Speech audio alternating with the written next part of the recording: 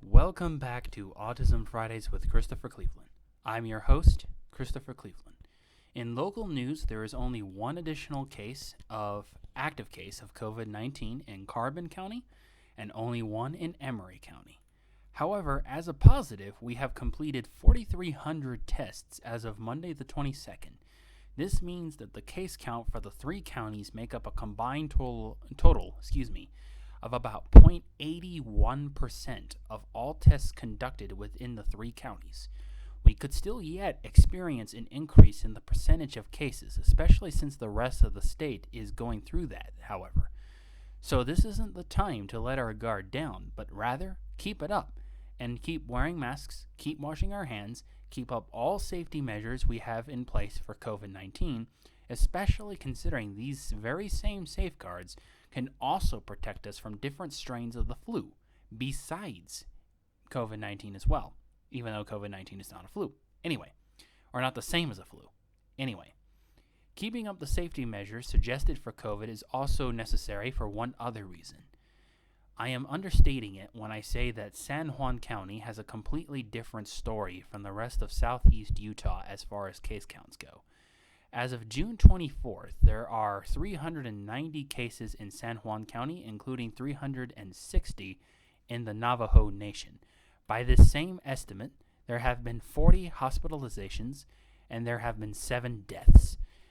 Let's see what else. The fact that San Juan County, even without them, has more cases than any of the other three counties individually means that the people of Grand, Emery, and Carbon have to be more alert than ever before, because we don't know when the next influx of people from San Juan County or any city of Colorado will bring an end to this constant rate of low cases and make us like the rest of the state. As such, we must continue to act like such a surge could happen any day, and we will then join the rest of the state in the rather alarming upward surge of cases it's experiencing. How do I know this? Because such precautions have already been ordered at the one job I still have. As of Wednesday, I already began requiring my clients to wear masks whenever they work with me, and my coworker is working on attaining a thermometer to ensure they're not running a fever before they reach us. So if I'm required to do it at my job, it should be required practice for everyone elsewhere, especially keeping in mind I work with one of the most vulnerable demographics, and I am one of the few people who can currently say that right now. I'd rather not be the only one saying that the precautions I'm taking should be standard and be proven right when there's a chance that they can be taken and then I can be proven wrong. In other news, no new BLM protests have begun since the one 3 weeks ago, but there are new steps being taken in the Grand County jurisdiction for more equal racial rights, one of them being the beginning of consideration for Native peoples joining the cause too. You can find out more about that by joining the Black Lives Matter Moab Facebook group and any other social media they have. I'll leave a link for the Facebook group in the description of this video. Coming up, the topic of the week for National Safety Month and this podcast, as well as the finale of the series. Stay tuned.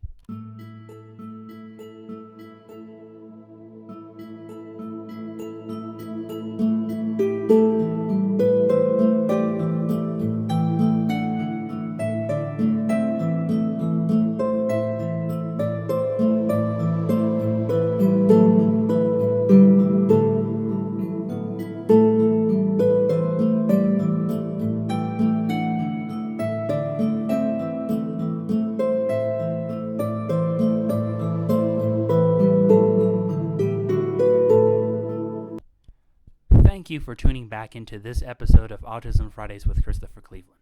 Once again, I'm your host, Christopher Cleveland. This week, I wanted to begin by first thanking you for being with me on this journey through the first season of this podcast. When I came up with the idea in the midst of my laundry detail at the hospital, I wasn't sure what I would be getting into. I even asked my parents if they approved of the idea, seeing as quarantine was shaping up to be longer than the 2 weeks originally told us by the governor. Truth be told, all I was looking for was something that would at least pass through Autism Awareness Month and be my contribution to the holiday. Because in normal times, I would have just settled for a post updating people about how much I'd accomplished in the days since the last year as an example that nothing is impossible for an autistic child who puts their mind towards achievement. It was a gesture that doubtless could be taken as narcissistic, but had good intentions, and was done on the first of every month. So I decided to put my education training into use and offer what would become the podcast as an alternative to my social development work in the after-school system. So imagine my surprise, delight, and immense gratitude when I found out you guys wanted the show to go on for longer than was originally anticipated. Imagine how amazed and honored I felt when you insisted I carry it on to the end of June as I have now. So thank you so much from the bottom of my heart. With that, the finale, safety plans. I mentioned in past episodes about having alternative routines for quarantine, for returning to normal, etc. What will make them effective, whether you're talking about aforementioned quarantine or non-quarantine routines, is having a safety plan. Ask yourself what emergencies are the most likely to occur in your household based on your child's history, your neighborhood, etc. Then write down a plan somewhere safe, somewhere where you can access it whenever you need to.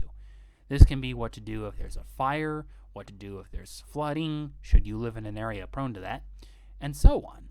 In fact, include even a power outage if you think that's going to be an issue as well. It might even do some good to have a plan for any medical emergency you can think of, from low blood sugar to even having COVID-19. Run through these plans as drills, or if you prefer, family activities, where your autistic child or children learn what they can do when faced with just about any emergency that might befall your family. Now that the summer vacation is here, activities that can help the summer pass by faster will help, and this is a way of both entertaining and informing your child that could one day save all your lives.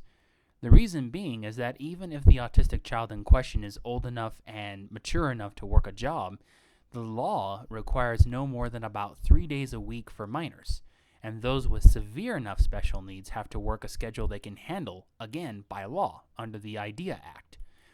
As such, the other days will still need filler, and what better one than making sure that the safety plan is familiar to them in the form of family activities they can use in the event of the emergencies you know could potentially happen in your household. It also helps to establish a sense of routine that they can trust will be there when they need it. Furthermore, it's an exercise in adaptability as well, and flexibility that they need, and the flexibility that they'll need, if they're to help in a dangerous situation such as a fire, flood, or any kind of medical emergency with them or one of their siblings. The idea here is the same as it would be with a neurotypical child. In other words, to make the safety plans so instinctual by way of a fun activity with the little ones that they can act on it even when fear would otherwise cloud their rational intellect. Coming up after the break, our Questions from Home segment. Stay tuned for this last round for the season of 2020. You'll want to hear everything.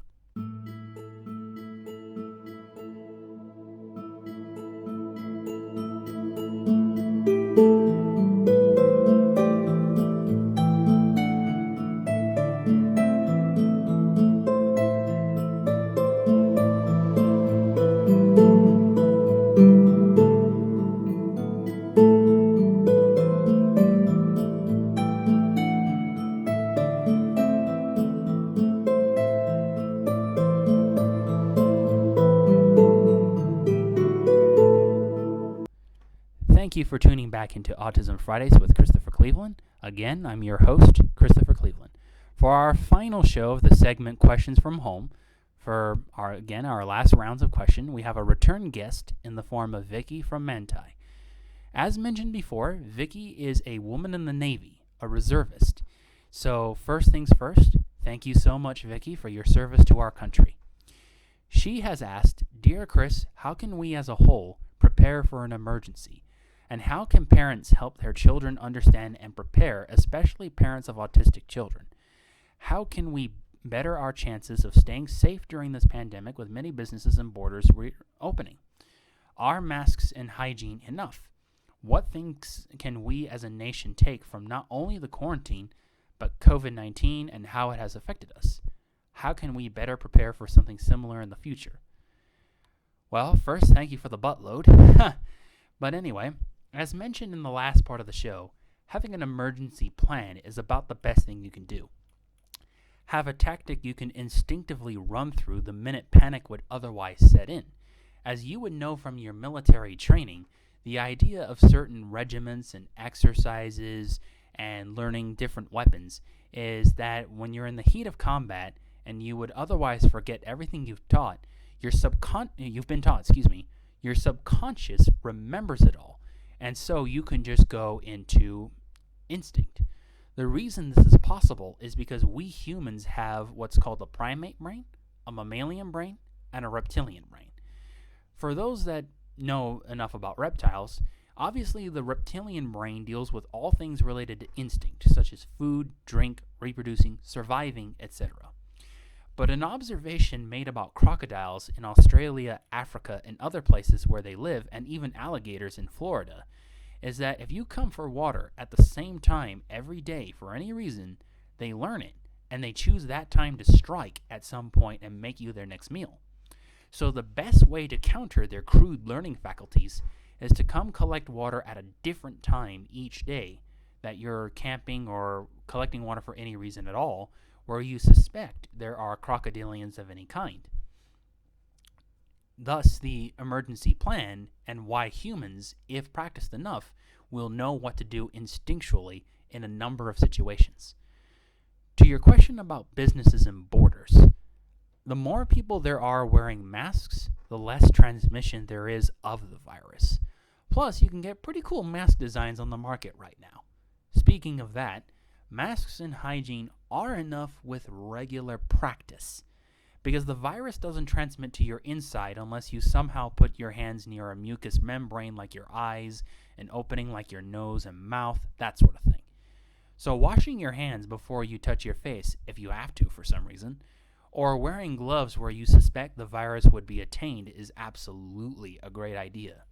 Another great one is to regularly wash your mask whenever possible, so that even if you escape COVID-19, you also don't run the risk of getting sick from other contaminants from collected bacteria in your mask. And besides, something tells me that severely autistic kids accustomed to wearing a mask at this point will need a lot of persuasion to get them off. To your last point, probably the big spiel, drum roll please, whatever you want. I think the first and foremost thing we can agree on is that we need a much more proactive approach in the future. Think about the fact that there was concern about COVID-19 coming here in winter of 2019, and yet it came.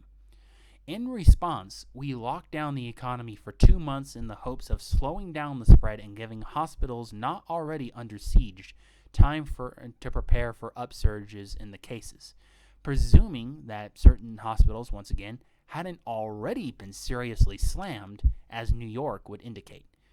We were very reactive to the virus when we had every opportunity to be proactive, as we were when H1N1, Ebola, bird flu, and others were a reason for concern and were floating around in the news. So we need a system not unlike what we had in place for those aforementioned epidemics, where we were able to better mitigate the effects of it, but also lets us track the progress of spread of a novel disease or even a returning old one, study the symptoms in those infected so far, mutations, etc., and form a plan that lets us stop it before it reaches our shores, or at least limits how much effect it has on us when it does come. It would also be a good idea to back up that proactive approach with studies on the mental health effect of being under quarantine, specifically if there's a fear of being financially undermined by being under quarantine. This way, a more effective financial safety net can be enacted in the event we are ever locked down again, and by that I mean more effective than the stimulus check thing we've had, because studies have repeatedly shown that almost no one could survive on $1,200 for 3 months, as the fact the HEROES Act is on the table for helping Americans catch up on the last couple of months and keep financed until the economy's back on track would indicate. Bottom line, if there is something to be learned from all this, it's this. Be proactive alert, form as many plans as possible for every emergency you can possibly imagine, and perhaps even one you don't think will hit Moab or whatever city you're living in. This way, when they do, you can be on top of it and help others who weren't so fortunate. The most important thing is to make sure that first, when emergencies do hit, you can help yourself. And by being able to help yourself, you'll be able to help others. Thank you so much for your questions, amiga. I hope you keep them coming in the discussions after this season is over. This has been Autism Fridays with Christopher Cleveland, and it has been an honor to podcast for you throughout these insane 3 months. Have a great time and be safe out there. I'll be back next season for Autism Awareness Month in 2021, and we'll be hosting group activities on the Facebook page in the meantime. Take care and fare thee well. This episode is dedicated to the Moab Recreation and Aquatic Center. Considering how small our town is, it is a surprisingly immense facility with an indoor pool that is 13 feet at the deepest point, comes complete with a high and low diving board, as well as slides for the kids to play in. If the pool itself isn't your thing, there are classes available when social distancing and masks can be enforced, as well as a gym that is currently closed to prevent the spread of COVID, but will reopen when the threat has relatively subsided. Also, when the coast is clear, there will also be showers available, and you can even rent lockers in which to store your swimming gear for up to a year. You can also buy memberships also for up to a year, which can let you visit the pool anytime you want during hours. Did I also mention that babysitting services are possible if you have a little one that you would rather not have near the water while you have fun? Check it out for yourself, see if membership is right for you, and support the local economy by buying gear, renting lockers, or membership at the Moab Recreation and Aquatic Center today. Story, directed, produced, and written by Anthony. Thank you for tuning in, and we'll see you next week. Hi, I'm Christopher Cleveland, creator, host, and director of Autism Fridays with Christopher Cleveland. I am a certified secondary education provider located in Moab, Utah, and I'm here to tell you about my show, Autism Fridays with Christopher Cleveland. If you wish to have optimistic, educational, humorous, fun content which holds ideas for age-appropriate discussions for your autistic child or other relative about the COVID-19 crisis and your state's related efforts to curb its spread, subscribe to my YouTube channel or join the Facebook group Autism Fridays with Christopher Cleveland today.